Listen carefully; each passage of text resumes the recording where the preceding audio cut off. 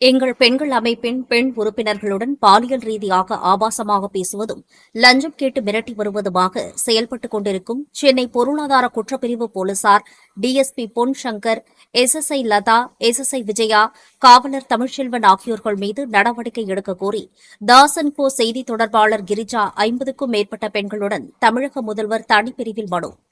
பெண்களுக்கு இலவச தொழில் பயிற்சி அளிப்பதும் தொழில் தொடங்க பொருளாதார உதவி செய்வதும் எங்கள் அமைப்பின் செயல்பாடுகளாகும். எங்களிடம் கடன் வாங்கியவர்களிடமே புகாரை பெற்று வேண்டுமென்றே புதிய வழக்குகளை பதிவு செய்கின்றனர். மேலும் மாதம் லஞ்சம் கொடுக்க சொல்லி போலீசார் மிரட்டி வருகின்றனர். 2012இல் போட்ட எஸ்யூஓ மோட்டோ வழக்கைப் போல நாங்களும் ஒரு எஸ்யூஓ மோட்டோ வழக்கை பதிவு செய்வோம் என்று பொருளாதார குற்றப்பிரிவு போலீசார் மிரட்டி வருகிறார்கள். தாசன்கோ அமைப்பு பதிவு செய்யப்பட்ட அமைப்பாகும். கடந்த ஆட்சியில் நிம்மதியாக வாழ விடவில்லை.